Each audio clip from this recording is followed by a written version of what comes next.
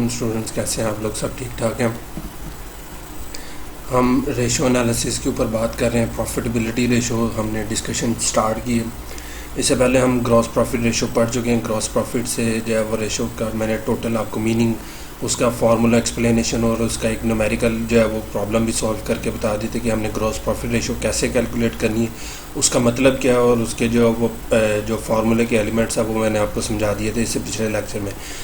आज हम जो है वो सेकुलर जो है वो प्रॉफिटेबिलिटी रेशो के ऊपर बात करेंगे, जिसमें नेक्स्ट जो प्रॉफिटेबिलिटी रेशो है वो है operating profit ratio. Gross profit के बाद जो अगला प्रॉफिट हम कैलकुलेट करते हैं वो ऑपरेटिंग प्रॉफिट होता है।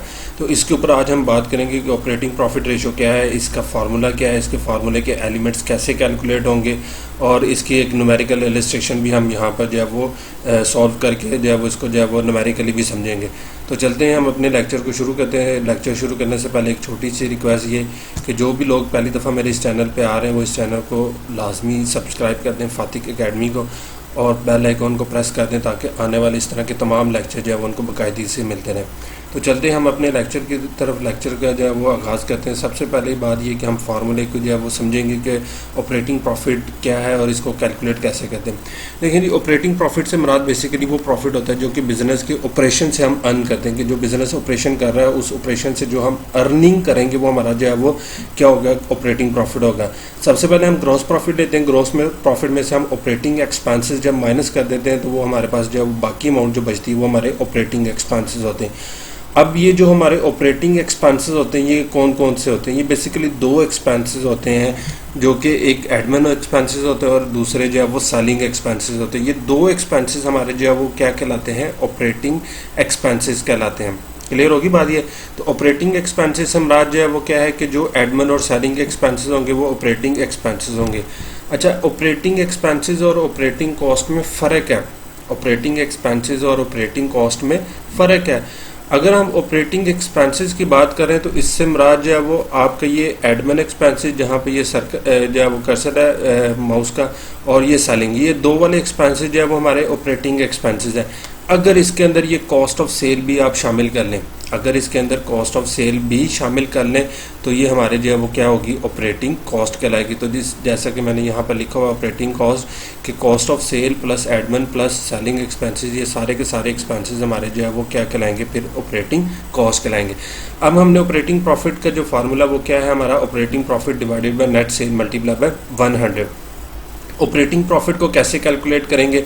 तो उसके लिए अगर तो हमारे पास ग्रॉस प्रॉफिट है तो उसमें से हम सिंपली अपने ऑपरेटिंग एक्सपेंसेस माइनस कर देंगे तो ऑपरेटिंग प्रॉफिट आ जाएगा। अगर हमारे पास ग्रॉस प्रॉफिट जो है वो नहीं है, अगर हमारे पास ग्रॉस प्रॉफिट नहीं है तो उस सूरत में हम क्या करेंगे कि हम अपनी नेट सेल, इसमें से कॉस्ट ऑफ सेल और एडमिन एक्सपेंसेस और selling expenses, cost of sale, admin और सेलिंग, ये तीन चीज़ें माइनस करेंगे तो ऑपरेटिंग प्रॉफिट आ जाएगा। तो इसका मतलब ये कि ऑपरेटिंग प्रॉफिट को अगर हमने कैलकुलेट करना है तो उसके लिए हम क्या करेंगे कि अपने या तो ग्रॉस प्रॉफिट में से ऑपरेटिंग एक्सपेंसेस माइनस कर दें, या फिर ऐसा करें कि अगर हमारे पास नेट सेल है और उसमें से हम कॉस्ट ऑफ सेल, एडमिन और सेलिंग एक्सपेंसेस, ये तीनों चीज़ें माइनस कर देंगे तो हमारे पास जो है वो ऑपरेटिंग प्रॉफिट आ जाएगा। क्लियर होगी बात?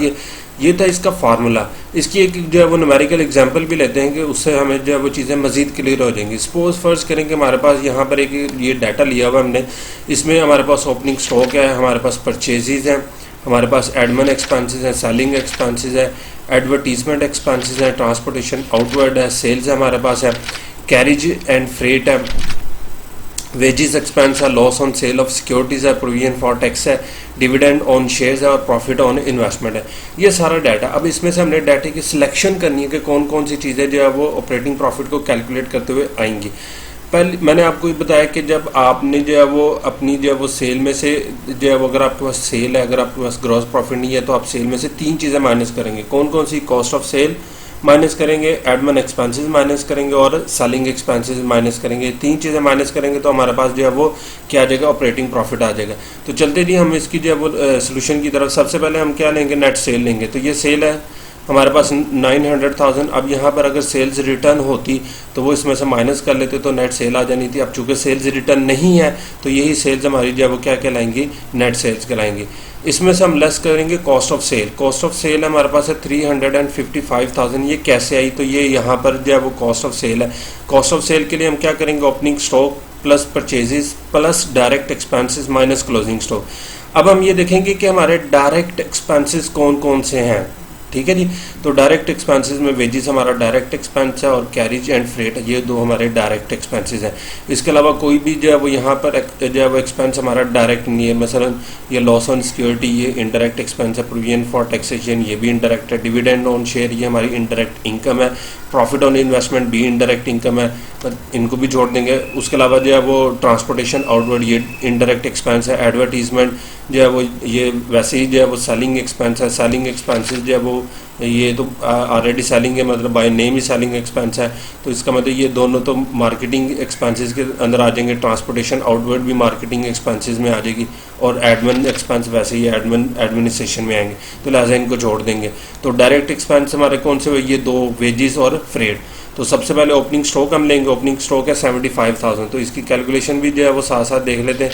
ये 75,000 हमारे पास जो है वो ओपनिंग स्टॉक है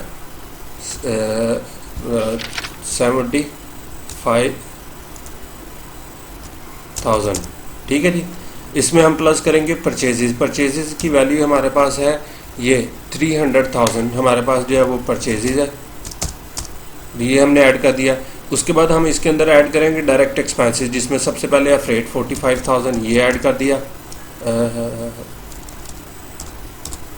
45,000।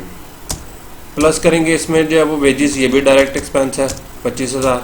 तो ये जो है वो इन सब का टोटल आ गया। इसमें से माइनस करेंगे हम क्लोजिंग स्टॉक, और क्लोजिंग स्टॉक जो है वो हमारे पास जो है वो stock at the end of the year जो हमारे पास गिवन होता है वो हमारा क्लोजिंग स्टॉक है, जो कि है 90,000।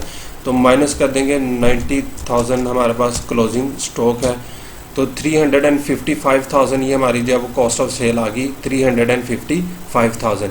इसमें से माइनस करेंगे हम एडमिन एक्सपेंसेस। एडमिन एक्सपेंसेस ये हमारे एडमिनिस्ट्रेशन एक्सपेंसेस है 100,000, तो ये सीधे सीधे यहाँ पर आ गए।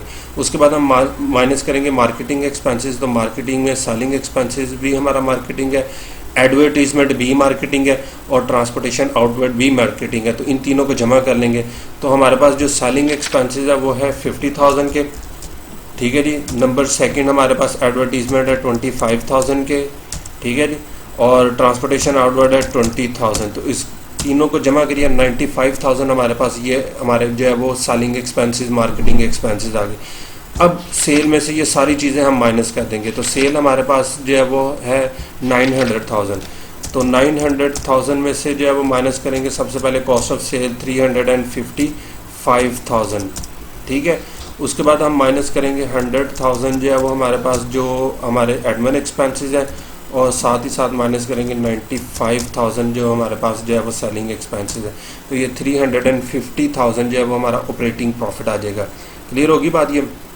तो 350,000 हमारा ऑपरेटिंग प्रॉफिट आ गया।